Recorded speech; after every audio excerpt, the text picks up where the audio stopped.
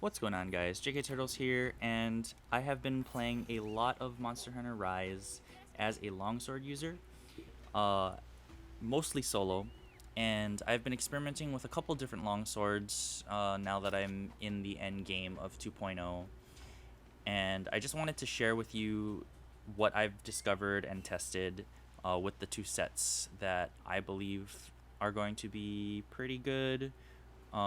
So let's start off with the set that most longsword users are going to be using into 2.0. Um, so most of the longsword users right now are using the Nargacuga longsword or the Deepest Night. So right now I'm running for my Deepest Night full build. This is just kind of what I'm running. So you basically, for this set, you want to max out attack, so level 7 attack, max out weakness exploit, crit boost, quick sheath, and I believe that's it. And to do so, it is kind of an expensive build, but you want to get as close as you can to max attack. The old set basically ran max attack, max weakness exploit, max quick sheath, and 2 levels out of the 3 for crit boost. But if you are able to max everything because you have a god talisman, for example, my talisman is a quick sheath level 2 with 2, oh my god, I missed. With 2 level 2 slots, or sorry, 1 level 3 slot and 1 level 2 slot, you'll see that I'll be hitting 176, at least on the training dummy in its weakest spot. And just for comparison, this is the kind of damage numbers you'll be seeing on the example that I'm using for this one is Teostra. So you can just kind of see a full cycle of damage here.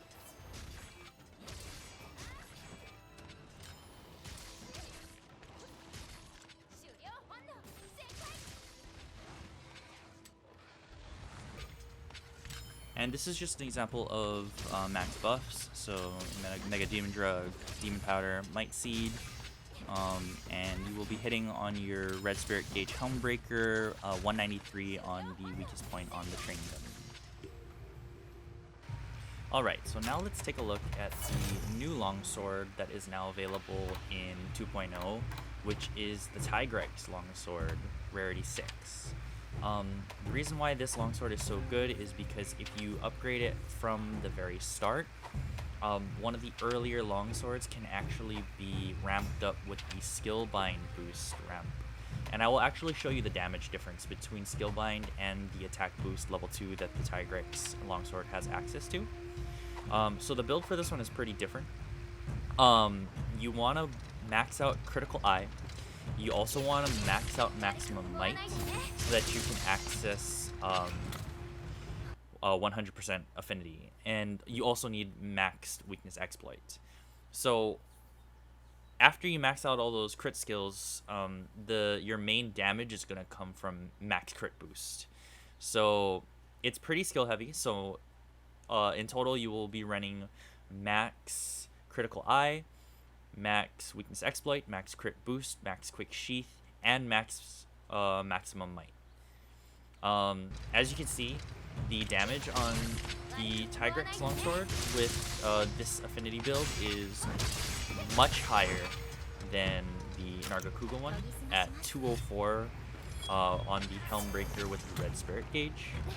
And then here's just a short clip of, same thing, full buffs. So Mega Demon Drug, Demon Powder, Might Seed, Red Spirit Gauge, Helmbreaker.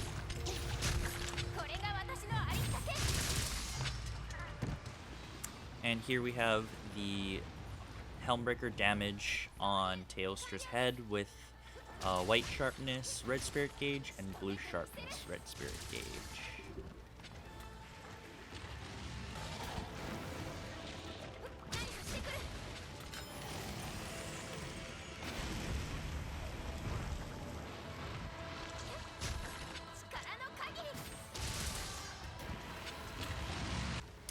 The last thing I want to mention is the Tigrex longsword can actually be taken further than what I'm showing.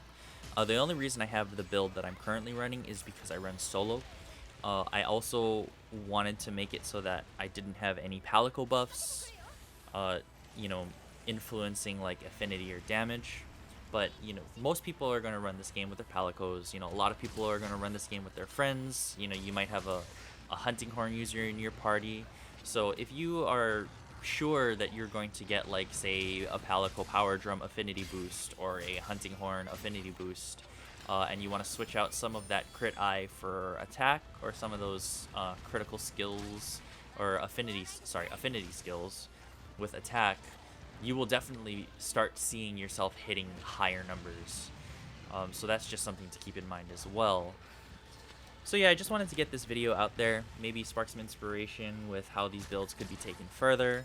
I'm not too sure if, you know, there's other talismans that exist out there that will push this build to even higher damage numbers. I'm unfortunately only able to work with what I have. That's the bad part about talismans being so RNG based. But I mean, if you have a better talisman and you can fit more decorations or, you know, more skills onto these two longsword builds, you know, I definitely like to see how far these builds can be taken.